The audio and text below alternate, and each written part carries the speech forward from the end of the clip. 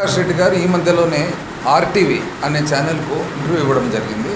అందులో ఎన్నో ఆరోపణలు నా మీద చేయడం జరిగింది. ప్రత్యర్థులు సహజంగా ఆరోపణలు ప్రత్యారోపణలు జరుగుతుంటాయి. అయితే ఆరోపణ చేసినప్పుడు దానికి సమాధానం చెప్పాల్సిన బాధ్యత కూడా నా దగ్గర ఉంది కాబట్టి ఈ ప్రెస్ కాన్ఫరెన్స్ పెట్టాల్సిన అవసరం వచ్చింది. ఆర్టీవీ అనేది నాకు తెలిసి అది ప్రో తెలుగుదేశం ఛానల్లో అయినా కానీ రూలింగ్ పార్టీకి కొద్దిగా అగెన్స్ట్గా తెలుగుదేశం పార్టీకి కూటమికి ప్రోగా వస్తుంటాయి. దాంట్లో వాళ్ళ ఉద్దేశం ఏముందో కానీ బయట కనపడేది అయితే ఆ విధంగానే కనపడుతుంది. అందుకని ఆ ఇంటర్వ్యూ చూసినా కూడా ప్రశ్నలు కూడా ఎట్లున్నాయంటే అంతకు ముందే ప్రశ్నలు తెలిపి ఆ ప్రశ్నలకు సమాధానానికి ప్రిపేర్డ్గా ఉండేటట్లు జరిగిందనమాట. అది ఎవరైనా కానీ కొద్దిగా అనుభవం ఉండేతోళ్ళు ఎవరున్నా కానీ వెంటనే కనుక్కోవచ్చు అనమాట. ఏమని ఇది ముందర నేను చెప్పిన ప్రశ్నలు. సరే, ఏది ఏమైనా ముందర చెప్పిన తర్వాత చెప్పిన అది మనకు సంబంధించిన సబ్జెక్ట్ కాదు. ఆయన ఆరోపణకు నేను సమాధానం చెప్పాల్సిన బాధ్యత. నాకెందుకో అనిపిస్తుంది ఆ ఇంటర్వ్యూ చూసిన తర్వాత ఆయన మామూలుగా అయితే అనుభవం ఉండే వ్యక్తే. ఎందుకంటే దాదాపు 75 ఏళ్ళ వయసు. దాదాపు 75 ఏళ్ళ వయసు ఉన్నప్పుడు అనుభవం, ఎందుకంటే 2 సార్లు 3 సార్లు ఎంపీగా చేశారు, ఓసారి కేంద్ర సహాయ మంత్రిగా చేశారు.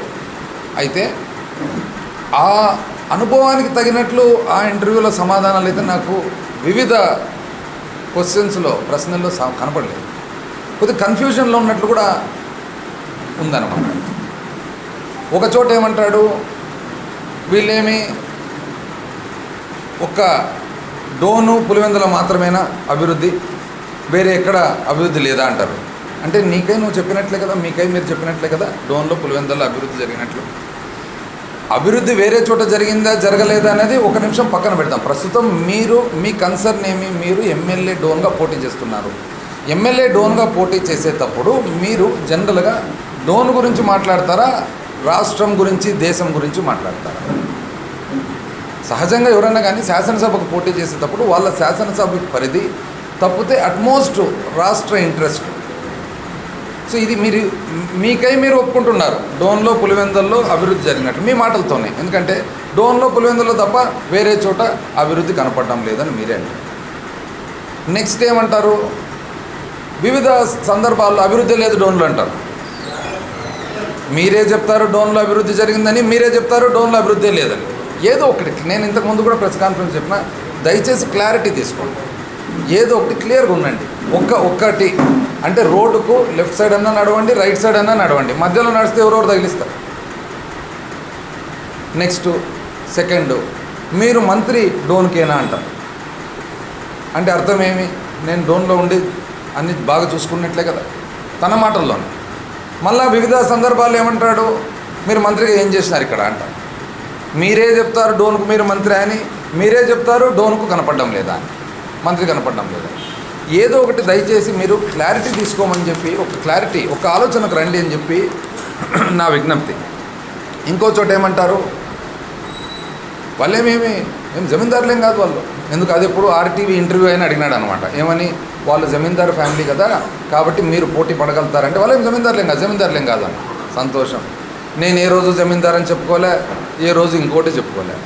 మీరే విశ్లేషించుకుంటున్నారు. నెక్స్ట్ మీరే చెప్తారు మళ్ళా ఆ రోజు చంద్రబాబు నాయుడు గారు వచ్చినప్పుడు డోన్లో సభ పెట్టినప్పుడు వాళ్ళు జమీందారులు అందుబాటులో ఉన్నారు. మీరే చెప్తారు జమీందారు కాదని, మీరే చెప్తారు నేను జమీందారు అని చెప్పలే, నేను జమీందారు కాదు అని చెప్పలే. జమీందారు అనే పదమే నా నోటి నుంచి చెప్పడం రాలేదు.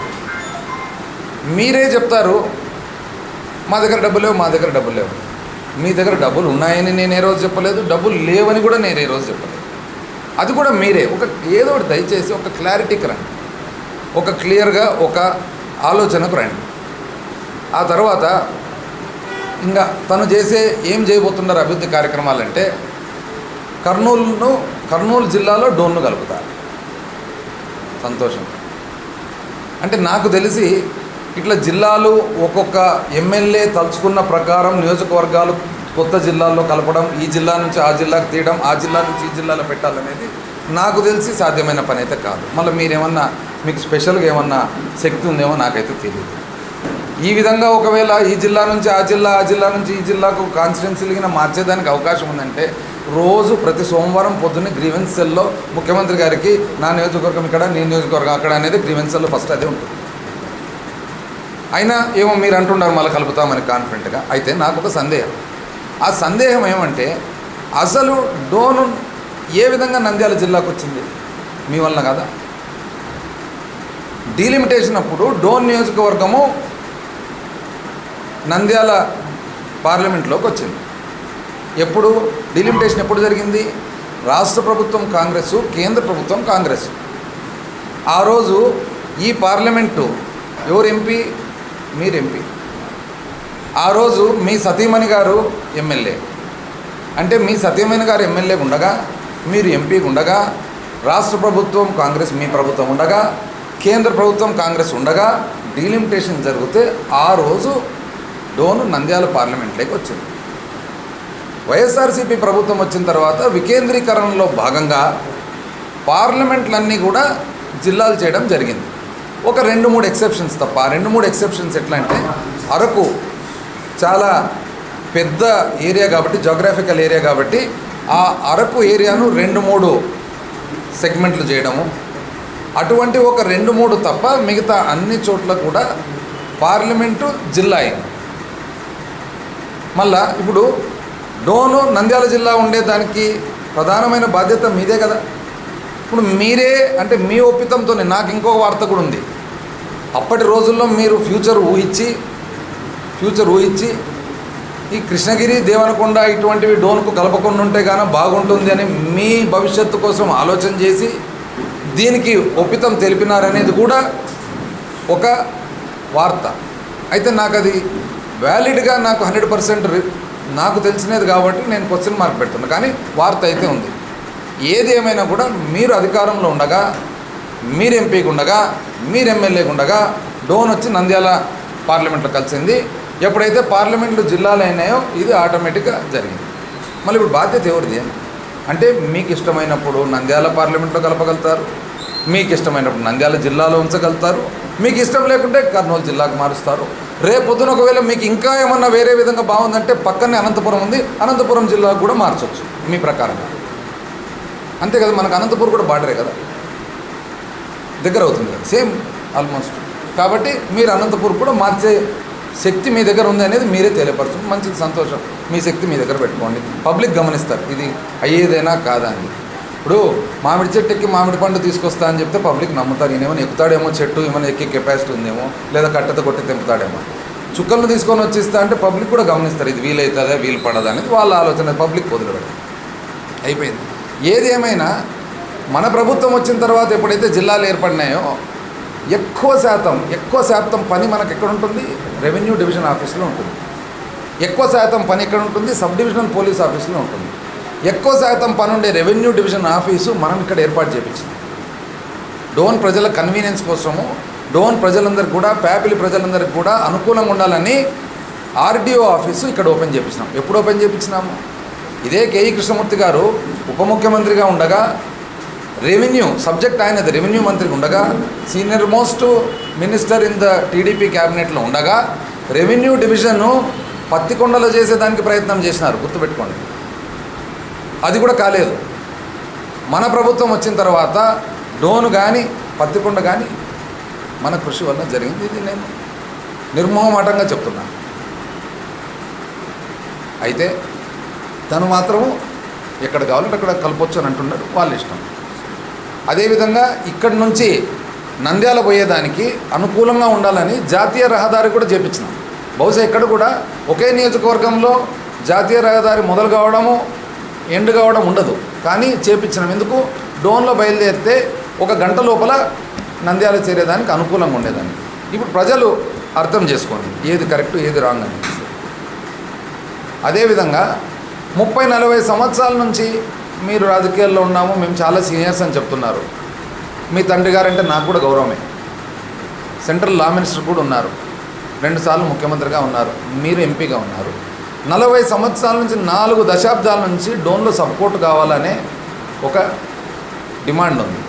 మీరు చేపించినారా? మన ప్రభుత్వం వచ్చిన తర్వాత నియోజకవర్గానికి నా తరఫున ఇచ్చిన కాంట్రిబ్యూషన్లో, సేవలో ప్రధానంగా ఇంచుమించు మొట్టమొదటి నిర్ణయాల్లో ఒకటి ముఖ్యమంత్రి గారిని రిక్వెస్ట్ చేసి నేను తెచ్చినది సపోర్ట్. ఈరోజు డోన్ సపోర్ట్ పనిచేస్తుందా లేదా? 23 కోట్లతో 4 కోర్టు బిల్డింగ్ శాంక్షన్ అయిందా లేదా? డిజైన్స్ అన్నీ కూడా ప్రత్యేకమైన డిజైన్స్ శ్రద్ధ పెట్టి చేసినందువలన ఇంచుమించు భారతదేశంలోనే the best sub court building డోన్లో రాబోతుందా లేదా, ఇది ఆనరబుల్ జడ్జెస్ వచ్చి ఇనాగ్రేట్ మన ఫౌండేషన్ మన శంకుస్థాపన చేసిపోయిన మాట వాస్తవమా కాదు. సో సబ్ కోర్టు మనం సాధిస్తేమి, రెవెన్యూ డివిజన్ చేస్తేమి, నంద్యాల పోయేదానికి అనుకూలంగా జాతీయ రహదారి చేస్తేమి, సబ్ డివిజనల్ ఆఫీస్ ఎలాగో ఉండనే ఉంది. ఇది మన కాంట్రిబ్యూషన్. మీరు సబ్ కోర్టు తేలేదు, మీరు డోను నంద్యాల జిల్లాలో భాగంగా అయ్యేదానికి ప్రధానమైన ముఖ్యమైన పరిస్థితుల సందర్భంలో మీరే ఉన్నారు. కానీ ఈరోజు వచ్చి మీరు కలుపుతా అంటారు. అది మీ విఘ్నత, మీకు వదిలిపెడతాను. ఆ తర్వాత మీరు ఆ ఇంటర్వ్యూలోనే చెప్పినారు, ఏమని చెప్పినారు, తెలుగుదేశం పార్టీలోకి వచ్చేటప్పుడు కొన్ని కండిషన్స్ పెట్టినాను. ఆ కండిషన్స్లో ఏది వేదవతి, గుండ్రేవల, ఆర్టీఎస్, హెచ్ఎన్ఎస్ఎస్ అనేది పూర్తి కావాలని చెప్పి ఆ కండిషన్స్ పెట్టి ఆ కండిషన్స్ వల్లనే నేను వచ్చినా అని అంటున్నాను. ఈరోజు మీరేమంటున్నారు, డోన్ అంటే నాకు అమితమైన ప్రేమ అని కదా. ఇప్పుడు ఇందులో వేదవతి డోన్కి ఏమన్నా సంబంధం ఉందా, గుండ్రేవల డోన్కి ఏమన్నా సంబంధం ఉందా, ఆర్డిఎస్ డోన్కి ఏమన్నా సంబంధం ఉందా? నిజం చెప్పాలంటే హెచ్ఎన్ఎస్ఎస్ ఆటోమేటిక్గా అది రాజశేఖర రెడ్డి గారి వలన జరిగినది. ప్రధానమైన హెచ్ఎన్ఎస్ఎస్ ఏరియా అంతా కూడా పత్తికొండకు పోతుంది. హెచ్ఎన్ఎస్ఎస్ నుంచి డైరెక్ట్గా ఆయకట్టు అనేది డోన్లు ఎక్కట్లేదు. హెచ్ఎన్ఎస్ఎస్ నుంచి కేవలము మనం పూర్తి చేసిన 77 చెరువుల ప్రాజెక్టు వలన నీళ్లు డోన్ పల్లెలకు, ప్యాపిల్ పల్లెలకు వస్తున్నాయి తప్ప ఈ 4 ప్రాజెక్ట్స్ కూడా ప్రధానంగా కర్నూలు పార్లమెంట్కి సంబంధించింది. ఇప్పుడు మీరు చెప్పండి, మీకు డోన్ మీద అమితమైన ప్రేమ ఉన్నప్పుడు డోన్ గురించి మీకు మీరు పెట్టిన కండిషన్స్లో ఎక్కడుంది? ఇంకోటి చెప్తుంది, juice factory, tomato juice factory, tomato puree factory, మంచిది, సంతోషం. అందులో కూడా మీరు మొదలుపెట్టి కర్నూలులో ఎక్కువ టమాటోలు ఉంటాయని చెప్తూ ఇంటర్వ్యూలో ఆలూరు గురించి ఎక్కువసేపు ప్రస్తావన. సరే, ఆలూరు మీద మీకు ప్రేమ ఉండొచ్చు, నేను కాదన్ను. మీ ఇన్లాస్ ప్లేస్ కూడా సంతోషం, మంచిది. ఎవరికైనా కానీ వాళ్ళ అత్తగారింటి మీద ప్రేమ ఉంటుంది, నేనైతే కాదన్ను. కానీ మీరు ఎక్కువ అటువైపు గురించి మాట్లాడుతూ మధ్యలో ఒక ప్రస్తావన ఊరికే డోన్ అని చెప్పినారు. అది కూడా ఇట్లా పాసింగ్ రిమార్క్ టైప్లో, కానీ అది కూడా ఓకే. మీరు ఈ జ్యూస్ ఫ్యాక్టరీకి సంబంధించి, టమాటో ఫ్యాక్టరీ గురించి ఇంతవరకు ఎక్కడన్నా ఏమన్నా రిప్రజెంటేషన్ చేయడం జరిగిందా? మీరు దీని గురించి ఏదన్నా ఫాలోఅప్ చేసినారా? మీరు ప్రభుత్వంతో కానీ, కంపెనీలతో కానీ, ఇంకోరితో కానీ మీరు కరస్పాండెన్స్ జరిపినట్లు ఎక్కడన్నా ఏమన్నా దాఖలాలు ఉన్నాయి? ఇప్పుడు మనం ఊరికే నేను స్టీల్ ఫ్యాక్టరీ తెద్దాము, బాగుంటుంది, రైల్వే కోచ్ ఫ్యాక్టరీ తెద్దాం, బాగుంటుంది, అనుకునేవి చాలా బాగుంటాయి. ప్రతి మనిషికి రాజకీయ నాయకుడు అన్న తర్వాత ఎవరైనా కానీ ప్రజాసేవ చేయాలనే ఆలోచన ఉన్నప్పుడు ఏదో ఒకటి చేయాలనే ఉంటుంది. చేయకూడదని కూర్చుండే వాళ్ళు రాజకీయాల్లోకి ఎందుకు వస్తారు? చేయాలని ఉంటుంది. కానీ మీరు చేసినది ఏదన్నా కానీ యాక్చువల్గా కాంక్రీట్గా కనపడుతుందా? జ్యూస్ ఫ్యాక్టరీ అంటారు, మళ్ళీ ఆ జ్యూస్ ఫ్యాక్టరీ ఏందో అది ఎక్కడి నుంచో. ఇది కాక పోనీ మీరైతే పార్లమెంట్ సభ్యులుగా దాదాపు 12-13 సంవత్సరాలు ఉన్నారు.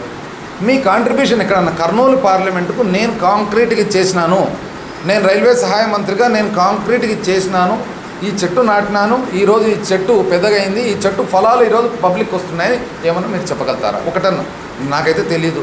ఏమన్నా మీరు తెలియపరిస్తే కొద్దిగా మా నాలెడ్జ్ అన్న ఎన్హాన్స్ అవుతారు. ఇప్పుడు మేము చెప్పగలుగుతాం. 5 సంవత్సరాలు మంత్రిగా ఉండి, ఉమ్మడి కర్నూలు జిల్లాలో 5 సంవత్సరాలు మంత్రిగా ఉండి, అందులో 2-2.5 సంవత్సరం ఫస్ట్ 1 ఇయర్ సెటిల్ డౌన్కు, ఆ తర్వాత 1.5 సంవత్సరం పైన కోవిడ్ కరోనా పోగా నికరంగా మనకు మిగిలినది 2.5 సంవత్సరం. యాక్చువల్గా 2.5-3 సంవత్సరాల్లో కర్నూలు ఎయిర్పోర్ట్ పరిస్థితి ఏం తెలిసిన? కర్నూలు ఎయిర్పోర్ట్ పరిస్థితి ఊరికే ఫెన్సింగ్ చేసి రన్వే ఒకటి తయారు చేసి వెళ్ళిపోతే ఇంచుమించు 1 సంవత్సరం పాటు ఆల్మోస్ట్ వారానికి ఒకసారి ఫాలోఅప్ చేసి ఇంచుమించు కర్నూలు జిల్లాకు వచ్చిన ప్రతిసారి నేను పర్సనల్గా పోయి, ఢిల్లీలో ప్రతిసారి మినిస్ట్రీ ఆఫ్ సివిల్ ఏవియేషన్తో పోయి అప్పటి మంత్రులతో పలుసార్లు కలిసి, 2 మంత్రులు, హర్దీప్ సింగ్ పూరి గారు, ఆ తర్వాత మన సింధియా గారు, జ్యోతిరాదిత్య సింధియా గారు, చివరకు ఎంత డీటెయిల్డ్గా పోయినామంటే కంప్లీట్ కాకుండా ఉంటే డేటుకు పాపీ లైట్స్ అంటారు, మీరు బహుశా ఎప్పుడు వినిండరు. ప్రిసిషన్ అసిస్టెడ్ పాత్ ఇండికేటర్ అంటారు. ప్లేన్ ల్యాండ్ అయ్యేటప్పుడు లైట్స్, ఆ లైట్స్ ఇట్లా పైకి ఆ రేస్ను బట్టి ఆ ప్లేన్ ల్యాండింగ్ కరెక్ట్గా పరిస్థితులు ఆ డిజైనేటెడ్ ప్లేస్లో ల్యాండ్ అవుతుందా లేదా, ఆ పాపీ లైట్స్ దొరకకుండా ఉంటే, ఆ పాపీ లైట్స్ బాంబే నుంచి సప్లై కావాలంటే సప్లయర్లతో కూడా మేము పర్సనల్గా మాట్లాడి కలెక్టర్లతో, ప్రిన్సిపల్ సెక్రటరీతో పలుసార్లు కాంట్రాక్టర్తో వెంటబడి కాంట్రాక్టర్కు భరోసా ఇచ్చి ఈరోజు కర్నూలు ఎయిర్పోర్ట్ ఫంక్షనింగ్ ఉంది. ఇండిగో ఫ్లైట్ ల్యాండ్ కావాలంటే ఉడాన్ స్కీమ్ కింద వచ్చింది. ఉడాన్ స్కీమ్ కింద వస్తే ఆ స్కీమ్లో ప్లేన్ వాళ్ళు బిడ్డింగ్ చేసిన వాళ్ళు ఎవరైతే ఉన్నారో వాళ్ళు వచ్చి ఈ పర్టికులర్ పాత్స్ రూట్స్ ఏవైతే ఉన్నాయో వాళ్ళు వచ్చి ఇక్కడ ఆపరేషన్ స్టార్ట్ అయ్యేదానికి ఎన్నిసార్లు పోయి నేను ఢిల్లీలో తిన్నా నాకు తెలుసు.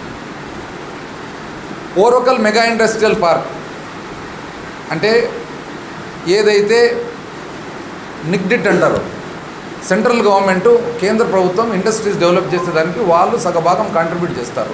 ఇండస్ట్రియల్ పార్క్ డెవలప్ అవుతుంది. అయితే ఆ ఇండస్ట్రియల్ ఎస్టేట్ వచ్చేదానికి 2 కారిడోర్స్ ఆల్రెడీ మనకు ఉన్నాయి.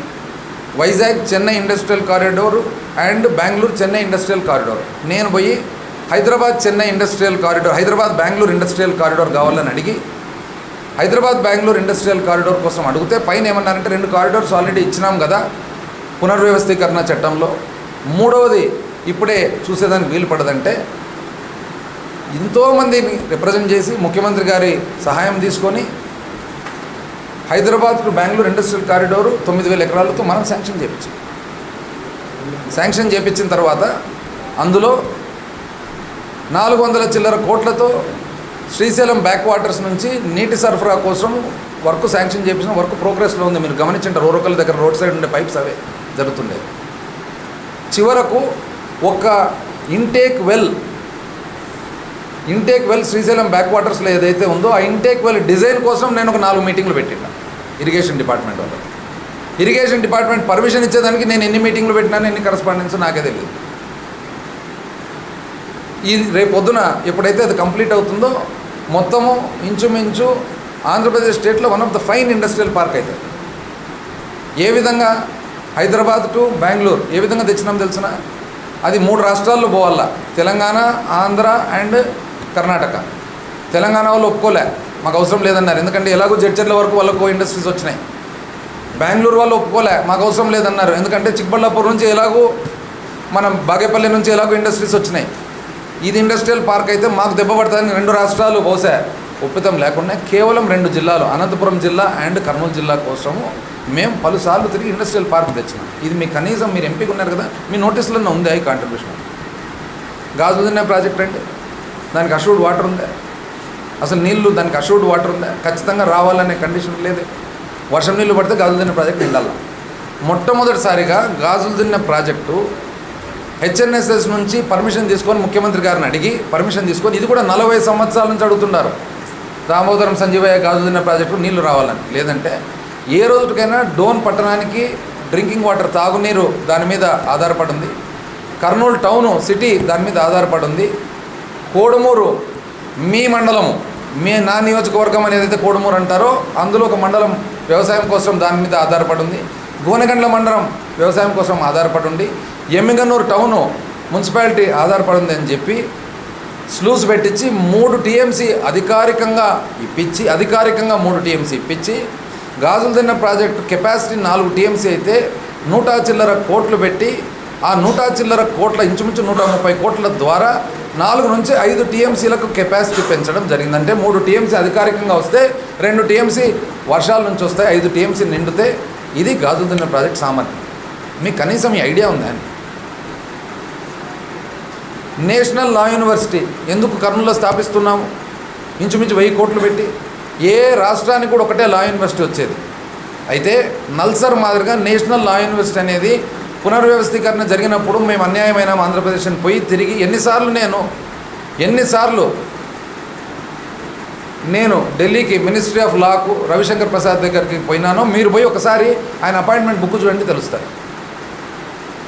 మీకు ఉంటారు కదా 3 సార్లు ఎంపీగా పనిచేసినప్పుడు మీ పిఎనో ఎవరెవరు ఉంటారు కదా, కడుక్కోండి చెప్తారు ఎన్నిసార్లు నేను తిరిగినా.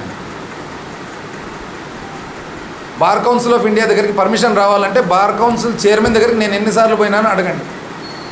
బార్ కౌన్సిల్ మెంబరు రామిరెడ్డి గారు అనంతపురము ఎన్నిసార్లు నేను పోయినా రామిరెడ్డి గారు పక్కనే ఉంటారు కదా, అడగండి చెప్తాను. ఎందుకు నేషనల్ లా యూనివర్సిటీ ఇక్కడ వచ్చిన తర్వాత రేపు పొద్దున అదే క్యాంపస్ ఉత్తరోత్తర అన్ని రకాల ఉత్తర్వులు పొందిన తర్వాత హైకోర్టు శ్రీబాగ్ ఒప్పందం ప్రకారం రాయలసీమకు రావాలా, కర్నూలుకు రావాలని చెప్పి ఖచ్చితంగా ముఖ్యమంత్రి గారు ఆయన అభిప్రాయం కాబట్టి ఇది బేసిస్ ఫౌండేషన్ కావాలని చెప్పి ఇది మీకు కనీసం ఐడియా ఉందా? డోన్లో సోమయాలపల్లి సత్రం నుంచి డోను జాతీయ రహదారి 340B 340B నాకు తెలిసి ఎక్కడ కూడా ఒకటే నియోజకవర్గంలో మొదలే ఒకటే నియోజకవర్గం రెండైనది ఇంతకుముందు చెప్పినట్లు ఉండదు. నంద్యాల నుంచి జమ్మలమడుగు జాతీయ రహదారి ఇవన్నీ మేము తిరిగి తెచ్చినది. మీకు కనీసం ఐడియా ఉందా? ఇట్లా చెప్పుకుంటూ సిల్వర్ జూబ్లీ కాలేజు 1972లో silver jubilee college PV Narasimha Rao garu అప్పుడు ఎందుకు కట్టినారు? గ్రామీణ ప్రాంతాల నుంచి వచ్చిన మెరిటోరియస్ స్టూడెంట్స్ ఎవరైతే ఉంటారో వాళ్ళందరికీ కూడా సివిల్ సర్వీసెస్ ఐఏఎస్కు, దాని తర్వాత అటువంటి సివిల్ సర్వీసెస్ గ్రూప్ సర్వీసెస్కు ప్రిపేర్ అయ్యేదానికి ప్రత్యేకమైన ఎడ్యుకేషన్ ఉండాలా అని. అది మినిస్టర్ అయిన తర్వాత నేను సిల్వర్ జూబ్లీ కాలేజ్ ఎట్లుందని చెప్పి ఒకసారి పోతే అక్కడ ఇంచుమించు సిల్వర్ జూబ్లీ కాలేజీలో లెట్రిన్లు కూడా లేవు, కంప చెట్లు. ఈరోజు 130 చిల్లర కోట్లతో బ్రహ్మాండమైన బిల్డింగ్ కడుతున్నాం కొండ మీద. ఎప్పుడైనా మీకు ఓపిక ఉంటే దయచేసి, నేను ఓపిక ఉంటే ఎవరికి ప్రకాష్ రెడ్డి గారిని రిక్వెస్ట్ చేసుకుంటుంటే దయచేసి మీరు కొండ కొద్దిగా ఎక్కండి. రోడ్డు కూడా వేయించినాం, కొండ ఎక్కేదానికి కూడా అనుకూలంగా ఉండాలని. IIITకి ఏదైతే రోడ్డు పోతుందో పుల్లారెడ్డి కాలేజ్ పక్కలో నుంచి దయచేసి ఆ రోడ్డు తీసుకోండి. నేను డైరెక్షన్స్ కూడా ఇస్తున్నాను, టైం వేస్ట్ కాకుండా. ఆ రోడ్డు తీసుకొని పైకి IIIT వరకు ఎక్కండి, చూస్తారు. అక్కడ నుంచి మంచి వ్యూ పాయింట్ కూడా ఉంది కర్నూలు సిటీ, చూస్తే మీకు తెలుస్తుంది. సిల్వర్ జూబ్లీ కాలేజీలో ఇన్ని సంవత్సరాలు అయితే ఎందుకు సిల్వర్ జూబ్లీ వచ్చింది? స్వాతంత్రం వచ్చిన తర్వాత 25 సంవత్సరాలు 1972 కాబట్టి. ఈరోజు సిల్వర్ జూబ్లీ కాలేజ్కు ఆ యూనివర్సిటీ క్లస్టర్ యూనివర్సిటీకి ఇక్కడ ఉన్న కర్నూలు జిల్లాకు సంబంధించిన పెద్ద మనుషులకు గౌరవం ఇవ్వాలని గాడిచర్ల హరిసర్వోత్తమరావు పేరు పెట్టడం జరిగింది. మీకు కనీసం ఐడియా ఉందా అని? స్వాతంత్ర సమరయోధుడు. అయితే ఆ తర్వాత ఇదే సిల్వర్ జూబ్లీ కాలేజీలో చదివే పిల్లలకు ఇంతవరకు భోజనానికి వసతి లేదు, చాలామందికి తెలియదు. ఎందుకంటే ఇది one of it's kind college. ఉమ్మడి ఆంధ్రప్రదేశ్లో ఇది ఒక టైప్ ఆఫ్ కాలేజ్. దానికి ఏ విధంగానో మిస్ అయినారు. పలుసార్లు వాళ్ళు నా దగ్గరకు వచ్చి, సార్ ఎంతోమందికి ప్రజాప్రతినిధులకు చెప్పుకున్నాము, చివరికి ఇక్కడ నుంచి ఆయన చీఫ్ సెక్రటరీ కూడా అయినాడు, భోజనానికి లేవు, మాకు ₹1 ఏదైతే మనం సబ్సిడీ రైస్ వస్తుందో ఆ అన్నం ఇస్తే తప్ప మేము భోజనం పెట్టేదానికి లేదు. ఎందుకంటే ఆ అన్నం లేకుండా పర్ చైల్డ్ ఒక్కొక్క విద్యార్థినికి ఇంత అని ఇస్తారు. ఆ అమౌంట్ ఏదైతే మా గవర్నమెంట్ ఇస్తుందో ఈవెన్ అన్నం రైస్ కొనేదానికి కూడా కుదరదు. ఇంకా మేము వేరే పప్పు కానీ, చారు కానీ, పెరుగు కానీ, మజ్జిగ కానీ ఇచ్చేదానికి అవకాశం లేదంటే నేను వెంటబడి ఇప్పించి ఈరోజు సిల్వర్ జూబ్లీ కాలేజీలో పిల్లలందరూ కూడా ఫుల్ భోజనం భోంచేస్తూ ఉంటారు. ఇది మీకు కనీసం ఐడియా ఉందా? ఇట్లా నేను చెప్పుకుంటూ పోతే ఒక లిస్టు చదవగలుగుతా. మీకు నాకు ఓపిక ఉంటే రాటి కూర్చున్నాను. మీ ప్లేస్ మీకు ఎక్కడ కావాలంటే అక్కడ చెప్పండి, వస్తా. మీ కన్వీనియన్స్తో వస్తా. ఎక్కడండి ఇంత అన్యాయంగా? ఇప్పుడు ఇంటర్వ్యూ వాళ్ళు అడిగినంత మాత్రం మీకు వారు అనుకూలం ఉన్నంత మాత్రం రోడ్లు ఫార్మేషన్ చేసినారా అంట. నాకు అర్థం కాలేదు, ఈ వర్డ్ అర్థం కాలేదు. అంటే రోడ్ ఎట్లా ఫార్మ్ అవుతుందండి? 100 సంవత్సరాల నుంచి మనుషులు తిరిగే కొద్దీ ఫస్ట్ కాలినడక వస్తుంది, కాలినడక బండ్లరస్తగా మారుతుంది, బండ్లరస్తగా దాని తర్వాత పంచాయతీ రాజ్ రోడ్ అవుతాయి. పంచాయతీ రాజ్ రోడ్లో ఎప్పుడైతే నీకు ట్రాఫిక్ పెరుగుతుందో R&B టేక్ ఓవర్ చేస్తుంది. R&Bలో ఫర్దర్గా ట్రాఫిక్ పెరిగితే అది ఎప్పుడవుతుంది? అది నేషనల్ హైవే అవుతుంది. నేషనల్ హైవేలో కూడా మన 2 రకాలు ఉంటాయన్నమాట. ఒకటి మామూలు నేషనల్ హైవే, ఒకటి national highway authority of India. ఇంకా ట్రాఫిక్ పెరిగితే అదే అవుతుంది, ఇట్లా అవుతుంది. అంటే ఇప్పుడు ఈ ప్రకారంగా ఈ రోడ్లన్నీ కూడా ఫార్మేషన్ ఎప్పుడైతే ఒరిజినల్గా వందల సంవత్సరాల క్రితం ఎప్పుడైనా కూడా మనకు తెలియదు. ఇప్పుడు ఎవరు క్లెయిమ్ చేయాలి? మళ్ళా నాకు అర్థమే కాలే, మీ సబ్జెక్టే అర్థం కాలే. పోనీ నాకు అర్థమైన కాడ చెప్తే ఇప్పుడు జాతీయ రహదారి జరుగుతుంది బేతంచెర్ల టు డోను అంటే ఇది ఎట్లా? ఇది ఎవరు ఫార్మేషన్ చేసిన? మనం చేసినట్లా, లేదా మనము ఆది మానవుడు ఎప్పుడైతే ఫస్ట్ కాలినడక రస్తా తయారు చేశాడని చెప్పి ఎతకాలనా? ఇప్పుడు వెంకటాపురం రోడ్ ఉంది, మీరు అందరూ చూసింటారు. దాన్ని డబుల్ రోడ్ చేసినాం. ఇప్పుడు ఎవరు చేసినట్టు డబుల్ రోడ్? అది అంటే మనం టార్ వేసినట్లా, డబుల్ రోడ్ చేసినట్లా? డోన్ నుంచి రాయల చెరువు డబుల్ రోడ్ చేసినాము. ఇది అంటే ఇట్లా ఎవరు దీని ఫార్మేషన్ అంటే ఎక్కడికి పోవాలా? మనం ఎన్ని వందల సంవత్సరాల క్రితం పోవాలా? అదేవిధంగా ప్యాపిల్ నుంచి పత్తికొండ రోడ్ ఉంది, ఇది ఎవరు చేసినట్లు రోడ్డు? నాకైతే ఆ సబ్జెక్టే అర్థం కాలే. అసలు మీకు అర్థమవుతుందా సబ్జెక్ట్ అనేది నాకైతే డౌటే. ఎందుకంటే ఇది ఇంకో విషయంలో కూడా అట్లే చెప్పినారు. కూరగాయల మార్కెట్ అంటాం, కూరగాయల మార్కెట్ ఖాళీగా ఉందంట. ఫస్ట్ ఫ్లోర్ అంతా ఫస్ట్ ఏమన్నాడు 90% ఖాళీ అన్నాడు, దాని తర్వాత 100% ఖాళీ అన్నాడు. అసలు ఫస్ట్ ఫ్లోర్లో కూరగాయల మార్కెట్ పెట్టినారంట, ఇది ఎక్కడన్నా ఉంటుంది అని అంటాడు. ఇది ఒక మాల్. అసలు నాకు డౌట్ ఏమంటే ఇప్పుడు కూడా నాకు ఎందుకు ప్రకాష్ రెడ్డి గారు ఇప్పుడు కూడా ఒకరోజు ఏమి ఎట్లా ప్రచారమే కదా, ఇద్దరం కలిసి ఫ్రీగా తిరుగుతామనండి, నేనే డ్రైవ్ చేస్తా, మొత్తం చూపిస్తా. ఎందుకంటే మీకు గ్రౌండ్ ఫ్లోర్కు ఫస్ట్ ఫ్లోర్కు తేడా కనపడలేదా, లేదా మీరు గమనించలేదా? ఐదర్ మీరు దాన్ని సరిగ్గా చూడకుండా ఉండిండల్లా, లేదా మీకు గ్రౌండ్ ఫ్లోర్కు ఫస్ట్ ఫ్లోర్కు తేడా అన్న తెలియకుండా ఉండిండల్లా. మీరు చూసే కన్స్ట్రక్షన్ ఉండేది ఫస్ట్ ఫ్లోరు, కూరగాయల మార్కెట్ ఉండేది గ్రౌండ్ ఫ్లోరే, కింద సెల్లార్ ఉంది, మీరు కన్ఫ్యూజ్ అయినట్టున్నారు. అందుకని ఒకసారి ఏమనుకోకుండా నాతో పాటు ఒక రోజు రాండి, పొద్దున్న సాయంత్రం వరకు తిరుగుదాం. ఈరోజు కూరగాయల మార్కెట్లో ఖాళీగా ఉందంట. కూరగాయల మార్కెట్లో గ్రౌండ్ ఫ్లోర్లో ఉండేది 48 షాపులు, 75 కూరగాయల కట్టలు. ఈ 48 షాపులు 75 కూరగాయల కట్టలు కానీ 48 షాపులు కూడా పాత వాళ్ళు ఎవరైతే ఉన్నారో వాళ్ళకి ఇవ్వడం జరిగింది. 75లో పాత వాళ్ళు 71 మంది ఎవరైతే ఉన్నారో జరిగింది, మిగతా పాత వాళ్ళు అక్కడికి కంప్లీట్ అయింది. ఇది కాక ఇది చాలక సెల్లార్లో కింద పార్కింగ్ కోసం ఏదైతే పెట్టినామో తర్వాత డిమాండ్ చూసి ఆ డిమాండ్ వలన ఏమైందంటే సగభాగం పార్కింగ్కు పెట్టుకొని సగభాగము కూరగాయలు అమ్ముకుంటే వాళ్ళకి ఇద్దామని చెప్పి ఇంచుమించు 60 పైన కూరగాయలు అమ్ముకుంటున్నారు. అంటే 71 మంది పైన అమ్ముకుంటున్నారు పాతోళ్ళు. మొత్తం 75 కట్టాలు ఉన్నాయి, కింద 60 ఉన్నాయి, అంటే 130 చిల్లర ప్లస్ 48 షాపులు ఉన్నాయి. ఇది కాక ఫస్ట్ ఫ్లోర్ మీరు ఏదైతే ఇంకా ఖాళీ కాదండి, అది కడుతున్నారు. ఇంకా ఎందుకు లేట్ అయిందంటే షాపులు తీసుకునే తోళ్ళు వాళ్ళ ప్రకారంగా వాళ్ళకు అనుకూలంగా కట్టిస్తున్నాం అన్నమాట. దాంట్లో ఎన్ని ఉన్నాయి? 44 ఉన్నాయి. అంటే మొత్తం ఆ మార్కెట్లో ఎన్ని ఉన్నట్లప్పుడు ఇంచుమించు 350 అప్లికేషన్లు ఉన్నాయి. దానికి బాడిగలు ఎక్కువ పెట్టినారు అంట. బాడిగలు ఎంత? బయట పక్క 18,000, లోపల పక్క 11,000. బయట బజార్లు ఎంత ఉన్నాయి? రెంట్స్ 25 నుంచి 30,000 ఉన్నాయి. 25 నుంచి 30,000 రెంట్స్ ఉండగా మనము ఇక్కడే కాకుండా కర్నూలు కార్పొరేషన్ కమిషనర్ గారు అయితే తను అనుభవం ఎక్కువ, ఐఏఎస్ ఆఫీసర్ అని, ఆయన ద్వారా ఒక్కసారి ఇక్కడ చెక్ చేపించి థర్డ్ పార్టీ, అంటే మనం ఇక్కడంటే కరెక్ట్గా వస్తుందో లేదో ఇన్ఫర్మేషన్ అండి, థర్డ్ పార్టీ ద్వారా ఏ బాడిగ అయితే పెడితే బాగుంటుందని చెప్పి డిసైడ్ చేసిన తర్వాత ఆ బాడిగ కంటే కూడా తక్కువ బాడిగకు మనం ఇవ్వడం జరిగింది. సంతోషంగా ఉన్నారు అందరూ. ఎవరో ఒకరిద్దరు కొత్తగా మీ దగ్గర చేరిన వాళ్ళు ఉన్నారు. ఆ కొత్తగా మీ దగ్గర చేరిన వాళ్ళు ఎట్లంటే వాళ్ళలో ఒక ప్రత్యేకమైన గుణం ఉంది. ఆ గుణం ఏమంటే ఊరుకుండేతోని లేపెట్టేది, సంబంధం లేని సబ్జెక్ట్ నేర్పించిన తర్వాత తద్వారా ఆ 10 మంది నా శిష్యులు అని చెప్పి తిప్పుకుండే ఒక వ్యక్తి ఈ మధ్యలో మీకు చేరినాడు. ఆయన చెప్పినట్టున్నాడు మీకు ఇదంతా. మీ దగ్గర కొద్దిగా ఎవరైనా చేర్పించుకోండి, కానీ రైట్ డైరెక్షన్ ఇచ్చేతోళ్ళం పెట్టుకోండి. అంత రాంగ్ రూట్ చూపించేతోళ్ళు ఉన్నట్టున్నారు మీ దగ్గర. లేదా మీరన్నా మైండ్ అప్లై చేయండి. ఇంకేమంటాడు ఆయన?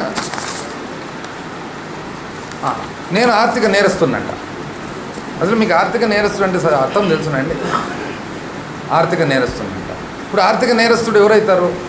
ఆర్థిక నేరస్తుడు ఎప్పుడు కూడా మనము ప్రభుత్వానికి ఏదైనా ఫ్రాడ్ చేస్తానో, బ్యాంకులకు ఏదైనా ఫ్రాడ్ చేస్తానో, ఎవరైనా కానీ వ్యక్తిగతులకు ఏదైనా ఫ్రాడ్ చేస్తానో, ఫైనాన్షియల్ ఫ్రాడ్ అయితే ఆర్థిక నేరస్తుడు అవుతాడు. నాకు ఏం లేదు, అటువంటి ఆలోచన లేదు. నేను ఇన్కమ్ ట్యాక్స్ కరెక్ట్ కడుతున్నా, సేల్స్ ట్యాక్స్ కరెక్ట్ కడుతున్నా. మరి మీరు ఎంత కడుతున్నారు నాకైతే తెలియదు. చూస్తాం, మేము ఇన్కమ్ ట్యాక్స్ ఫార్మ్స్ చూస్తాం ఒకసారి. ఏ బ్యాంకుకు నాకు ఇంతవరకు ఏ బ్యాంకు నుంచి ఏ నోటీస్ కూడా రాలేదు. మీకు ఏమేమి నోటీసులు వచ్చినాయి అది మీకు తెలుసు, మీ అంతరాత్మకు తెలుసు. ఇంకా నేను చెప్పడంలే, ఎందుకంటే ఏదో విజయభాస్కర్ రెడ్డి గారి మీద ఉండే గౌరవంతో నేను అంత లోతుకు పోవడంలే. నేను ఏ గవర్నమెంట్ కాంట్రాక్ట్స్ గవర్నమెంట్తో నాకు ఎటువంటి సంబంధాలే లేవు. ఎట్లా ఆర్థిక నేరస్తున్నంత? మీ విషయానికి వస్తే నాకు చాలా ఉండేది చెప్పేది. అగైన్ విజయభాస్కర్ రెడ్డి గారి మీద గౌరవంతో నేను అంత లోతుకు పోవడంలే. ఎంతమంది ప్రైవేట్ వ్యక్తులకు మీరు డబ్బులు చేబుదులని చెప్పి తీసుకొని ఇవ్వలేదు అనేది ఇది పెద్ద చాలా కాంప్లికేటెడ్గా మనమేం డోన్లో కూడా ఒక ఆడ గాంధీ సర్కిల్ కాడ కూర్చొని ఒక 2-3 మాట్లాడితే చెప్తాను. ఇది ఇంకా పెద్దగా మనం దాని లోతుకు పోయి చేయాలి. ఎందుకంటే ఈ సంఘంలో నేను కూడా మెంబర్ ఉండా కాబట్టి నేను చెప్పగలుగుతున్నాను. ఆధారాలు కూడా ఉన్నాయి. అయినా లోతుకు పోవడం ఎందుకంటే బాగుండదని. నెక్స్ట్ ఏమండి, ఇది నీతికి అవినీతికి ఉన్న ఇదంట. ఇంకో చోట ఏమంటారు తెలిసిన, ఇది నీతికి అభివృద్ధికి ఉన్న యుద్ధం. నీతికి అభివృద్ధికి ఎక్కడైనా ఉంటుంది యుద్ధం? నీతికి అభివృద్ధికి అంటే అర్థం ఏంది నాకు అర్థం కాలే. అభివృద్ధికి నీతికి ఏం సంబంధము అని. పోనీ నీతి గురించి మాట్లాడుతున్నారు కదా, అది కూడా చర్చిద్దాం ఒకసారి. టైం ఉందా? పర్వాలేదా? ఇంట్రెస్టింగ్ ఉందంటే చెప్తాను. ఈ డోన్లో మొట్టమొదటిసారిగా ఒక బయట వ్యక్తి వచ్చినాడు అనమాట, వ్యాపారం చేయాలని. ఆ దెబ్బకు బయట వాళ్ళు ఎవరు రాకుండా పోయినారు. ఇప్పుడిప్పుడు మళ్ళీ వస్తున్నారు అందరు. సాక్షి నివాస్ లేఅవుట్ తెలుసు కదా అందరికీ. అక్కడ ఒరిజినల్ ప్రమోటరు, ఇంకా నేను పేరు చెప్తే మీ అందరికి తెలుసు. ఈయన దగ్గర మీరు బెదిరించి 2012 సంవత్సరంలో ఆయన లేఅవుట్లో, ఆ లేఅవుట్లో ఉన్న స్థలము తీసుకొని, ఆ స్థలం మీకు చాలా క్లోజ్గా ఉండే అత్యంత సన్నిహితుడు ఒక అడ్వకేటు, ఈరోజు కూడా మీకు కూరగాయల మార్కెట్ సలహాల టైప్లోనే లీగల్ సలహాలు ఇచ్చే వ్యక్తి ఒక ఆయన ఉన్నాడనమాట. ఇప్పుడు ఈ వ్యక్తులందరిది ఎట్లంటే వాళ్ళది పెట్టుబడి ఉండదు, ఇన్కమ్ ట్యాక్స్ ఉండదు, సేల్స్ ట్యాక్స్ ఉండదు, ఊరికే సలహా, దాన్ని ఉచిత సలహా అంటారు అనమాట. ఉచిత సలహా ఇచ్చేతో చాలామంది ఉంటారు జీవితంలో. దాన్ని స్వీకరిస్తామా లేదా అనేది మన విజ్ఞతను బట్టి ఉంటుంది. ఈ ఉచిత సలహా వ్యక్తి ఒక ఆయన మీ దగ్గర ఉన్నాడు. ఆ ఉచిత సలహా కూడా ఎట్లాడితే మళ్ళీ లాస్ట్లో వస్తాను, ఏది నామినేషన్ల గురించి. ఆ ఉచిత సలహా వ్యక్తి పేరు మీద మీరు రిజిస్ట్రేషన్ చేసి 2014 మీరు ఆలూరులో నిలబడినప్పుడు ఇదే ప్లాట్ను అమ్ముదామని చెప్పి చూస్తే అర్జెంటుగా కొనేవాళ్ళు లేకుంటే దాన్ని తీసుకొని పోయి తాకట్టు పెట్టి 2014 ఆ డబ్బులు తీసుకొని మీరు ఆలూరులో నిలబడి ఆ తర్వాత మీరు ఆ ఫైనల్గా ఆ ప్లాట్ అమ్మిన మాట వాస్తవమా కాదా? ఇది ఆర్థిక నేరం కాదా? ఇది చాలా మంచి పనే. ఫ్లైఓవర్ ఎందుకు పెరిగిందండి? ఎక్కడ మొదలైందో ఎవరు తెలియదు, ఎక్కడ ఎండ్ అవుతుందో కూడా ఎవరు తెలియదు. నేషనల్ హైవే మాకు తెలుసు, సోమయాలపల్లి సత్రం దగ్గర చిత్తూరు కర్నూలు రోడ్డు మీద మొదలవుతుంది. ఇక్కడ బెంగళూరు హైదరాబాద్ రోడ్డు డోన్ దగ్గర అది ఎండ్ అవుతుంది. ఇది జాతీయ రహదారి. అట్లా మీరు ఫ్లైఓవర్ ఎందుకు ఇక్కడ మొదలుపెట్టినారు, ఎక్కడకపోయినారు? ఈ మొత్తం ఆంధ్రప్రదేశ్ రాష్ట్రంలో ఇటువంటి ఫ్లైఓవర్ ఎవరన్నా చూస్తుంటారా? ఎందుకు పెరిగింది అంటే అది పోతూనే ఉంటుందన్నమాట. ఎందుకు అందరు తెలుసు డోన్లు ఎందుకు. పైగా మీరు గర్వంగా చెప్పుకుంటారు, దానికి చెప్పరు. కింద చాలామంది అంగళ్ళు పెట్టుకున్నారు కదా, అటు చూడు. అట్లా కూడా చూద్దాం. కింద అంగళ్ళు పెట్టుకున్న వాళ్ళతో ఎంతెంత వసూలైనాయండి అప్పట్లో. తెలుగుదేశం వచ్చిన తర్వాత కూడా తీరా తెలుగుదేశం వచ్చిన తర్వాత అంగడికి ఇంత అని వసూలు చేస్తే 2019లో బండ్లకు వసూలు చేస్తుంటే 2019లో మన ప్రభుత్వం వచ్చిన తర్వాత ఎవరికైతే అడ్వాన్సులు తీసుకున్నారో అడ్వాన్సులు తీసుకున్న పెద్ద మనుషులు వాపస్ ఇచ్చిన మాట వాస్తవమా కాదా? ఇది ఆర్థిక నేరం కదా. వైన్ షాప్ సిండికేట్లలో మీరు 60-40 చేసుకోలేదండి. ఇప్పుడు ఈరోజు అంటే ఓపెన్గా మేమిద్దరం ఒకటే అంటున్నారు. అప్పుడు కనపడకుండా మేమిద్దరం, అప్పుడు కూడా మీరిద్దరు ఒకటే, కానీ కనపడకుండా 60-40 40-60 60-40 40-60 చేసుకునేది వాస్తవమా కాదా? డోన్ ప్రజలకు ఎవరు తెలీదా, మర్చిపోయినారని ఏమని అనుకుంటున్నారా? మీరు ఇవన్నీ మాట్లాడితే నేను గుర్తు చేయాల్సి వస్తుంది. చాలా ఆడికి అక్కడ ఇంటర్వ్యూ అని అన్నాడు, ఆర్థిక నేరస్తుడు అనేది పెద్ద మాట కదా అని అన్నాడు. ఆయన కూడా భయపడి కాదు, ఆశ్చర్యపోయి. అంటే అని బయట అంటున్నారు అంట. నేను కూడా ఎన్నో చెప్తా, ఇంకా ఎన్నో చెప్పగలుగుతా. నాదేం లేదు, బయట అంటున్నారు అంట. బాగుంటుంది, అది చెప్పమంటారు. ఇంకా చాలా ఉన్నాయి. అంటే ఒక పెద్ద మనిషిగా, ఒక బాధ్యత గల మనిషిగా, ఇప్పుడు నేను ఒక మాట అన్నాను, ఒక పర్టికులర్ ఇష్యూ అని అన్నారు, కానీ ఇది ఖచ్చితంగా నా దగ్గర ఆధారం లేదు కాబట్టి నేను దాని గురించి క్వశ్చన్ మార్క్ పెట్టాను. అంత సులభంగా అంటే ఏదంటే అది మాట్లాడి బయట ఎవరు అంటున్నారు. ఇంకా చాలా మాట్లాడవచ్చు మీ గురించి, బయట అంటున్నారని ఏదైనా వాదన తీసుకుంటే. ఆ తర్వాత డీలర్లతో పాటు బియ్యం అండి. అప్పట్లో మీ ప్రోగ్రామ్స్కి అంతా ఎవరండి భోజనాలు పెట్టిండేది? సంచులు మీ ఉండూరుకు వచ్చినది ఎక్కడి నుంచి అండి? ఇవి కాదా? డీలర్లతో ఒక్కొక్క డీలర్తో ఎంత తీసుకున్నారండి అప్పట్లో? 30,000 కాదా తీసుకునేది? డీలర్షిప్ కంటిన్యూ చేసేదానికి ఇచ్చేదానికి. ఇది ఆర్థిక నేరం కాదా? ఇది మంచిదే, అంటే ఇది నీతే? ఇది ఈ మధ్యలోనే వాళ్ళ కుటుంబ సభ్యులు ఏమంటే పేర్లు చెప్తే బాగుంటుంది, గౌరవం ఉంటుంది, మహిళ అని గౌరవం ఉంది కాబట్టి నేను పేరు ఎత్తడంలా. ఈ మధ్యలోనే మీరు పాతపేట లేకపోతే ఒక మట్కా వాళ్ళ ఇంటి దగ్గరికి పోయి నాకు సహాయం చేయి, నాకు సపోర్ట్ చేయని అడిగేదానికి ఈ విధంగా నా మీద కేసులు పెట్టినారమ్మా అంటే మీరు పోలీస్ స్టేషన్కి ఫోన్ చేసి ఎందుకన్నా కేసులు పెడతారు మట్కా వాళ్ళ మీద అని అడిగిన మాట వాస్తవమా కదా? మొన్న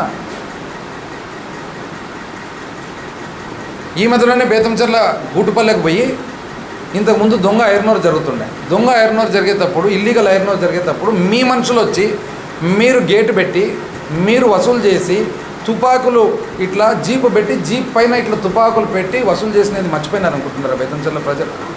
మీరు మళ్ళీ మొన్న వారం కింద గుట్టుపల్లికి పోయి ఎవరో వచ్చి దొంగ ఐరనో చేసుకోవాలా అంటే చేసుకుందరులే మేము వస్తానే అన్నారు. ఇది వాస్తవమా కాదా? ఈ మధ్యలోనే మీరు బేతంచెర్ల ముద్దవరం పోయినారు. ముద్దవరంలో దొంగసారాయి అమ్మేతోళ్ళు వచ్చి మేడం మేము దొంగసారాయి ఇవి జరగడం లేదంటే మేము వస్తానే మీరు చేసుకుందరులే అని. ఇది వాస్తవం కాదా? అంటే ఇది ఆర్థిక నేరం కాదు. ఇదంతా చాలా మంచి పనులు. ఇది మనం ఎవరికన్నా కానీ ఇట్లాంటివి సలహాలు ఇస్తుండాలన్నమాట. ఇదే మీ ఉద్దేశం. నాయి బ్రాహ్మణుల ప్లాట్ స్థలం తీసుకొని ఒక మనిషిని అసలు కనపడకుండా చేసి తెలుగుదేశం ప్రభుత్వం టైంలో కాదా అది? అది మీకు సంబంధం లేకపోవచ్చు కానీ తెలుగుదేశం టైంలో కాదా జరిగింది? పాప అన్యాయంగా నాయి బ్రాహ్మణులు అందరినీ కూడా తీస్తే వాళ్ళను చాలామందిని ఎవరైతే ఎలిజిబిలిటీ ఉండే వాళ్ళు ఉన్నారో మొన్న జగనన్న లేఅవుట్లలో అందరినీ తీసుకుపోయి పాపం బాధితులందరినీ గవర్నమెంట్ ప్లాట్స్ మనం ఇప్పించిన మాట వాస్తవమా కాదు? టైలర్స్ కాలనీ ఎక్కడి నుంచి వచ్చిందండి? టిడ్కో ఇండ్లు అని చెప్పి ఇదే తెలుగుదేశం వాళ్ళు కాదా? టిడ్కో ఇండ్లు అని చెప్పి 1,00,000 నుంచి 3,00,000 రూపాయలు వసూలు చేసినారు. వసూలు చేసి ఆ తర్వాత ఆ వసూళ్ళకు కాను ఇంతవరకు మళ్ళీ ఇవి కూడా ఇవ్వకుండా అపార్ట్మెంట్లు కూడా ఇవ్వకుండా మళ్ళీ కోర్టుకు మళ్ళీ మీ తెలుగుదేశమే కోర్టుకు పోయి ఆపి ఒకవైపు డబ్బులు ఒకవైపు ఉన్న టైలర్లను లేపుతారు, ఒకవైపు టిడ్కో ఇండ్లు కడతామని చెప్పి వేరే వాళ్ళతో డబ్బులు తీసుకుంటారు, ఒకవైపు డబ్బులు తీసుకున్న తర్వాత హ్యాండ్ ఓవర్ చేయకపోతారు, హ్యాండ్ ఓవర్ చేయకపోగా మళ్ళీ మీరే కోర్టుకు పోతారు, మళ్ళీ మీరే ఆపుతారు. ఇది వీళ్ళకు వ్యక్తిగతంగా సంబంధం ఉండదు కానీ తెలుగుదేశం పార్టీ కాదా? ఇది కాక మళ్ళా మొన్న ఈవీఎం ఇష్యూ ఏంది? ఎవరే కానీ 2 విత్డ్రా అయినా కూడా ఎందుకండి అంత ఆవేశపడతారు? ఎవరని ఇండిపెండెంట్లు ఎందుకు విత్డ్రా అవుతున్నారు? ఇండిపెండెంట్లు 15 దాటితే ఈవీఎం 1/2 అవుతాయి. ఎవరైతే ఎన్నికల అధికారులు ఉన్నారో వాళ్ళు 2వ ఈవీఎం అయితే మొత్తం అడ్మినిస్ట్రేషన్కు 2వ ఈవీఎం 2వ ట్రైనింగ్ 2వ చెకింగ్ 2వ ఇది ఇన్ని ఉన్నాయి కదా సార్. మీరు మేజర్ పొలిటికల్ పార్టీలు మీరు కదా, ఎవరన్నా కానీ నాన్ సీరియస్ క్యాండిడేట్స్ ఎవరన్నా ఉంటే, సీరియస్ లేని క్యాండిడేట్లు ఎవరన్నా ఉంటే మీకు తెలిసిన వాళ్ళు ఉంటే వాళ్ళకి చెప్పి వాళ్ళ ద్వారా ఏదన్నా విత్డ్రా చేపిస్తే కానీ ఇది అందరికీ అంటే ఇప్పుడు యాక్చువల్గా ఇది ఎవరికి ఎక్కువ అనుకూలత? మీకు ఎక్కువ అనుకూలత. ఓటో 5 పైన మీరు ఉంటారు కాబట్టి అంత కూడా లేదా ఆలోచన? అంటే ఇండిపెండెంట్ క్యాండిడేట్ విత్డ్రా అయితే నాకేంది, నాకు అర్థం కాలేదు దాంట్లో లాభం. అంటే రాజకీయం అనే సబ్జెక్టు అనే అవగాహన పక్కన పెడదాం. అంటే ఈ నియోజకవర్గాన్ని తీసి జిల్లాలో కలుపుతాం, ఆ జిల్లాలో కలుపుతాం, కర్నూలు కలుపుతాం, అనంతపూర్లో కలుపుతాం, అదొక లెవెల్ ఆఫ్ ఆలోచన. ఇదేందండి బేసిక్ కదా. ఈవీఎం ఎవరికి ఉపయోగం? నామినేషన్ అప్పుడు నామినేషన్ ఏమైందండి? ఏంది? నామినేషన్ పత్రాలతో పాటు ఒక అఫిడవిట్ ఉంటుంది, ఫామ్ 26 అంట. ఆ అఫిడవిట్లో ఏం అర్థము? ఆ అఫిడవిట్లో అర్థం ఏమంటే మన ఆస్తులు, మన చదువు, మన కేసులు, మన గురించి వ్యక్తిగత వివరాలన్నీ దాంట్లో ఉంటాయి. మన గురించి, మన కుటుంబం గురించి. అది ఒక ఫార్మ్లో ఉంటుంది. ఆ ఫార్మ్ ఎట్లా? ఒక 5 పేజీల ఫార్మ్ ఉంటుంది. దాంట్లో ఆ ఫార్మ్ ఇచ్చింటారు. ఏంది? ఒక కాలం పెట్టి ఆ కాలం నింపమని. అయితే 1, 2 ఒకవేళ ఏదన్నా కానీ వివరాలు ఉంటే ఆ ఫామ్లో పడతాయి. 1, 2 దాటిన వివరాలు ఉంటే అనెక్స్చర్లో పెడతాం వెనకాల. ఇంకా ప్రజలందరికీ సింపుల్గా అర్థమయ్యేటట్టు చెప్పాలంటే ఒక ఉద్యోగానికి మనం అప్లై చేస్తాం. అప్లై చేసేటప్పుడు బయోడేటా 1 పేజ్ కానీ 2 పేజీల్లో కానీ ఉంటుంది. చదువు మనకు ఒకవేళ అంతకంటే ఎక్కువ ఉన్నప్పుడు మనం ఏం చేస్తామంటే ఈ ఉద్యోగానికి BA అవసరము, ఈ BA డిగ్రీ అని పైన పొందుపరిచి 10th class, intermediate marks cards అన్నీ అనెక్స్చర్ రూపంలో పెట్టుకుంటూ పోతాం. మన డీటెయిల్స్ అన్నీ కూడా అనెక్స్చర్ రూపంలో ఉన్నాయి. అంటే మీకు ఉచిత సలహా ఇచ్చే అడ్వకేట్లు ఉన్నారు చూడండి, అంటే ఎంత ఉచిత సలహా ఇచ్చేతో దండిగా ఉంటారు. మీకున్నారు కదా ఆలోచన. మొత్తం కంప్లీట్ వెనకాలు ఉన్నాయి. అనెక్స్చర్ పైన ఏం రాసినాము? సీన్ అనెక్స్చర్ 1, సీన్ అనెక్స్చర్ 2, సీన్ అనెక్స్చర్ 3 రాసి అనెక్స్చర్లో అన్నీ పెట్టాం. అంటే ఉదాహరణకు 10th క్లాస్ ఎక్కడ? 10th class annexure 1, intermediate annexure 2, degree first year certificate annexure 3 marks card, degree second year marks card annexure 4 అట్లా పెట్టినాం. మీకు అది కూడా తెలియదు. లేదా తెలిసి మీరేమన్నా కింది ఈ ఉచిత సలహా సంఘం ఏమన్నా మీ దగ్గర మార్కులు కొట్టేదానికి ప్రయత్నం చేస్తున్నారో, లేదా మీరే వాళ్ళకి చెప్పినారో మాకైతే తెలియదు. కానీ ఇది దాన్ని ఎందుకు లేట్ అయింది అంటారు. లేట్ ఎవరి వలన కాదే? రిటర్నింగ్ ఆఫీసర్ వలన కాదే లేటు. నేను బేతంచెర్ల మండలం కొండల్లో ముద్దవరం ముసలి చెరువులో ప్రచారం చేస్తుండగా ఈ ఇష్యూ వాళ్ళు రేజ్ చేసినప్పుడు మా అడ్వకేట్లు ఏమన్నారంటే ఒక మాట నాతో మాట్లాడి దీన్ని ఏ విధంగా సమాధానం ఇవ్వాలని చెప్పి మాట్లాడి చెప్తామని చెప్పి మా వాళ్ళు టైం అడిగినారు. వాళ్ళేం లేట్ చేయలే. ఎందుకు నా సిగ్నల్స్ అక్కడ దొరకలేదు కాబట్టి. ఎందుకైనా మంచిదని టైం అడిగినారు. ఆ టైం ఎప్పుడైతే నేను అందుబాటులోకి వచ్చినానో, ఎప్పుడైతే నేను మాట్లాడినానో వెంటనే మా వాళ్ళు పోయినా రాసి ఇచ్చినారు. దానికి ఎందుకంటే మాట్లాడితే మొన్న కూడా మీరు తప్పుడు అప్లికేషన్ యాక్సెప్ట్ చేసినారు. అసలు మీకు ఏమన్నా చదవండి, కొద్దిగా రీడింగ్ హ్యాబిట్ తెచ్చుకోండి. ఎప్పుడు టాకింగ్ హ్యాబిటేనా, ఎప్పుడు మాట్లాడటమేనా, కొద్దిగా రీడింగ్ చేయండి అప్పుడప్పుడు. పైగా ప్రజాప్రతినిధి అంటే ఇక్కడే ఉండాలండి. ప్రజాప్రతినిధి ఇక్కడే ఉంటాడండి, పబ్లిక్లో అందుబాటులో ఉంటాడు. కానీ ఒక మంత్రి బాధ్యత ఏమండి? ఇప్పుడు మీరు రైల్వే సహాయ శాఖ మంత్రిగా ఉన్నారు అంటే మీరు రైల్వే సహాయ శాఖ మంత్రిగా ఉంటూ ఎక్కువ సమయం మీరు లద్దగిరిలో కూర్చొని పార్లమెంటు కూడా తిరగకుండా ఎక్కువ సమయం మీకు బాగా క్లోజ్ ఉన్న మనుషులతో అప్పుడప్పుడు కార్డ్స్ కూడా ఆడుకుంటూ టైంపాస్ చేసుకుంటూ, ఇది మీ దృష్టిలో ఇది ప్రజలకు అందుబాటులో ఉండడమా? నా దృష్టిలో ప్రజలకు అందుబాటులో ఉండడం అంటే ప్రజలకు అందుబాటులో ఉంటూ మీకు ఏ బాధ్యత అయితే అప్పగించినారో ఆ బాధ్యతకు న్యాయం చేస్తూ న్యాయంతో పాటు మీ సొంత నియోజకవర్గానికి, మీ సొంత జిల్లాకు, మీ సొంత రాష్ట్రానికి న్యాయం చేయాల్సిన బాధ్యత సమానంగా ఉంది. మీరు ఊరికే ఇంట్లో కూర్చొని 10 మంది వచ్చిన వాళ్ళతో మాట్లాడి కాఫీలు టీలు దాక్కుంటూ ఇదే ప్రజాస్వామ్యం అని అనుకుంటే అది మళ్ళీ మీ ఆలోచన పొరపాట లేదా దాని అర్థమే పొరపాట మాకైతే అర్థం కావడం. అసలు కుటిలమైన చిన్న మాటలు, శానిటైజర్తో చేతులు కడుక్కుంటాయండి. కరోనా అప్పుడు శానిటైజర్ వాడలేదండి, వాడలేదు ఎవరు? అందరం వాడినాం, నేను వాడినా, నువ్వు వాడినా, అందరూ వాడినారు. వాడకుంటే తప్పు అంటే తప్ప ఏం మాట్లాడుతున్నారు? ఆయన శానిటైజర్తో చేతులు కడుక్కుంటాడు, అందరు నువ్వు కడుక్కున్నావు, నేను అసలు శానిటైజర్ వాడకుంటే తప్పు. ఆ సమయంలో అసలు ఏదన్నా కానీ నేను అడిగేది ఒకటండి, మీరు స్పెసిఫిక్గా మీరు 12-13 సంవత్సరాలు ఎంపీగా ఉన్నారు కదా, స్పెసిఫిక్గా నేను ఇది చేసినాను చెప్పండి. చివరికి ఇంటర్వ్యూలు ఏమంటారు తెలిసిన? చివరకు మీరు ఇంటర్వ్యూర్ అడిగినారనమాట, మీరు ఏం చెప్పదలుచుకున్నారు డోన్ ప్రజలకు? ఆయన సమాధానం తెలిసిన, కాపాడుకుంటాము అంటే ఎవరి నుంచి ఎవరు కాపాడాలా? నాకు కాపాడుకుంటామనే నాకు అర్థం కాలేదు. ఇప్పుడు ఎవరైనా కానీ నాకు తెలిసి ఏం చేయదలుచుకున్నా అంటే నా నియోజకవర్గాన్ని బెస్ట్ నియోజకవర్గం రాష్ట్రంలో కాదు దేశంలో, ఆర్థికంగా ప్రతి ఒక్కరూ పైకి రావాలి, ఎడ్యుకేషన్ పరంగా పైకి రావాలి, పరిశ్రమలు రావాలి, వ్యవసాయం రావాలి, సాగునీరు, ఇట్లా ఏదో ఒకటి చెప్తారు. కానీ కాపాడుకుందామంటే నాకైతే ఎవరి నుంచి కాపాడాలి అంటే అర్థం ఏమంటే మీరు ఇంకా చాలా పాతకాలం ఫ్యాక్షన్ నేచర్లో ఉండాలి. పాతకాలం ఫ్యాక్షన్ నేచర్లో ఉండి మీ మైండ్ ఇంకా కూడా ఎవరన్నా కొట్లాడుకొని వస్తే వాళ్ళని ఏ విధంగా ప్రొటెక్ట్ చేసుకోవాలని ఉంది తప్ప అసలు కొట్లాటలే లేకుండా చేయాలనే ఆలోచన మీలో కనపడలే. ఇది సారాంశం. లేకుంటే ఇంత పెద్ద ఇంటర్వ్యూ టమాటో జ్యూస్ గురించి మాట్లాడుతుంది, నేను ఆర్థిక నేరస్తున్నంటారు, రోడ్డు మీద మరి పూసినామంటారు, ఏంటేంటో చెప్తారు. చివరకు ఇంత పెద్ద మంచి ఎన్టీ రామారావు సినిమా మాదిరి తీసిన తర్వాత, రాజమౌళి సినిమా మాదిరి తీసిన తర్వాత తుస్సుమని లాస్ట్లో ఎండింగ్ మాత్రం కాపాడుకుంటామండి. ఏంటది కాపాడుకుంటే? నాకు తెలిసి మీ ఆలోచన నుంచి ప్రజలు కాపాడాలి. మీరు కాదు కాపాడేది, మీ ఆలోచన నుంచి, మీ ఆలోచన విధానం గురించి ప్రజలు కాపాడాలి. ఇది మాకు తెలిసింది. దయచేసి ప్రకాష్ రెడ్డి గారు ఇప్పటికైనా మీకు ఓపుకుంటే 1 డే రండి, ఇద్దరం కలిసి హ్యాపీగా ఇద్దరం కలిసి పోదాము. హ్యాపీగా ఇద్దరం కలిసి పోయి ఇంకా కొన్ని పర్సనల్గా ఉన్నాయి నా దగ్గర. ఆ పర్సనల్గా ఉండేవి నేను చెప్పడం లేదు, ఎందుకంటే భాస్కర్ రెడ్డి గారి మీద గౌరవంతో నేను మాట్లాడడం లేదు తప్ప. దయచేసి మీరు ఆరోపణ చేసేటప్పుడు అది లెట్ ఇట్ బి ఫ్యాక్చువల్. ఇంకా దాంతోపాటు మళ్ళీ చంద్రబాబు నాయుడు గారు కూడా మొన్న వచ్చేదో మాట్లాడినారు. ఆయన చాలా ఉంది చెప్పాలంటే, టైం చాలదు. అయితే ఒకటి బ్రీఫ్గా చెప్తా. రాష్ట్ర అప్పులంతా నేను కట్టాలంట. ఇప్పుడు మీరు ముఖ్యమంత్రిగా ఉన్నారు, మీ టైంలో కూడా లక్షల కోట్లు అప్పు చేసినారు అంటే మీరు కడతారా? మీరు ఆర్థిక శాఖ మంత్రిగా ఉన్నారు, మీరు లక్షల కోట్లు అప్పు చేసినారు అంటే మీరు కడతారా? ఇది నాకు అర్థం కాలేదు. ఒక మంత్రిగా మన బాధ్యతలు విత్ ఇన్ ద లా, చట్టం ఏదైతే ఉందో చట్టం లోపల డ్రా చేస్తాం. కానీ అప్పు చేస్తే అప్పు కట్టేది ఏమంటే భారతదేశం అప్పు అంతా ఇప్పుడు ఎవరు కట్టాలా? అమెరికా అప్పు ఎవరు కట్టాలా? ఇది నాకు అర్థమే కాదు. ఆయనకు 75 నాకు ఒకసారి డౌట్ వస్తుంది, ఈ 75 టచ్ అయితేనే. అందుకనే పూర్వం కూడా 25 సంవత్సరాలు ఫస్ట్ బాల్యము, ఆ తర్వాత నెక్స్ట్ 25 సంవత్సరాలు సంసారము, ఆ తర్వాత కౌమార్యం. అట్లా ఈ యాక్చువల్గా ఈ పీరియడ్ ఎట్లా అంటే అరణ్యవాసం పీరియడ్.